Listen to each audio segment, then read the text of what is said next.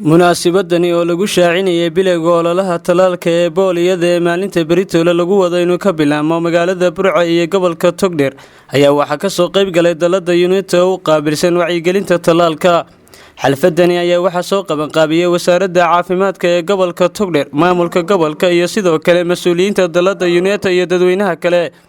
gudoomiyaha dalada UNITA Zainab ayaa halkaas ka soo jeedisay hadallo ku tacalluqa wacyigelinta talaalka ugu baaqay in waalidiinta ubadkooda ay ka talaalaan cudurka booliyada aan lahayn daawo leh ka hortag iyadoo tiimamkii wareegi doonaan.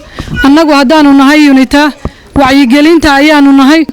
waxaan idinku dhiirinayaa oo aan idin sheegayaa oo idinku adkaynayaa in caruurta la talaalo in maaragtay laga faa'iideysto tiimamka. gudoomiye ku-xigeenka gobolka Togdheer Maxamuud Yuusuf Ubaxle iyo sidoo kale isku duwaha wasaaradda caafimaadka iyo madaxda wacyigelinta ee gobolka ayaa ka hadlay munaasabadaasi, waxaana hadaladoodii ka mid ahaa wacyigelinta sidii baynu u wadaynaa sida la sheegayo hawshadu sidii bay u soconaysaa.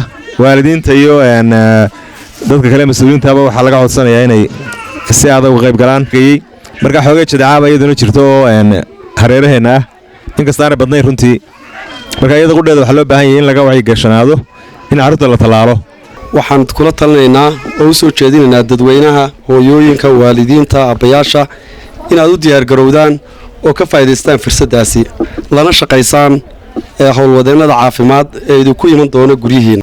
waxaan idinka codsanayaa xanuunkaa dilaaga ah si awlaaddeenna loogala dagaalamo in tiimamkii guryihiina ay hortaagayin wasaaraddii caafimaadka maadaama uu yimi oo la sheegay jadaacana wasaaradda caafimaadka ee gobolka isuduwaheedu wuxuu faafiyey annana aanu la qabnaa ka maamul gobol ahaan inay furraadaan xanaanooyinku ilaa gelinka dambe oo wakhti dheeraada la shaqeeyo. ugu dambeyntiina waxaa goobtaasi maamulka gobolka Togdheer iyo wasaaradda caafimaadka dhibcihii talaalka ee goobtaasi ku siiyeen ilmihii ugu horeeyay.